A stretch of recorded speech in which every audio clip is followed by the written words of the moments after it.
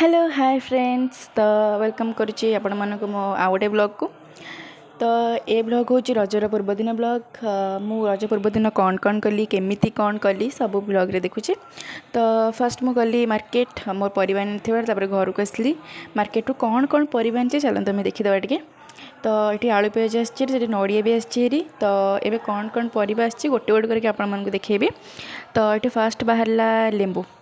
तो लेंबू बाहरला तापर कौन अच्छी पोटल तापर कौन अच्छी देखा हाँ कोबी पत्र कोबी सेटा तापर अच्छी कंचा लंका देन अच्छी कौन एत तो बाहर करी होनी तथापि देखीदे टे।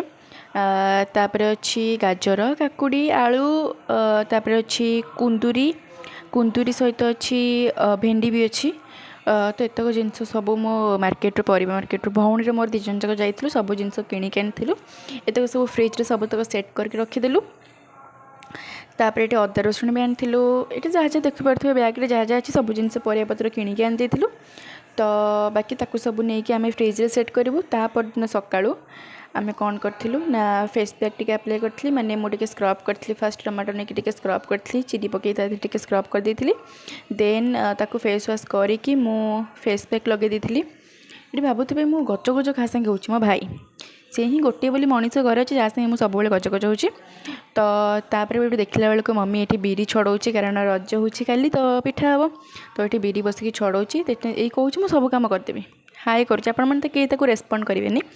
तो तापर मु गाधे सारिकी आसली देखूँ गाधे आज भी हेयर वाश कर देची मु गाधे आसिक भौणी आनी नेल पॉलिश कहला कौ नेल पॉलिश लगे मुझे चूज कली कौ नेल पॉलिश लगे लास्ट को दीटा मु चूज करदेली कौटा लगे ये दीटा लगे भल लगी ना।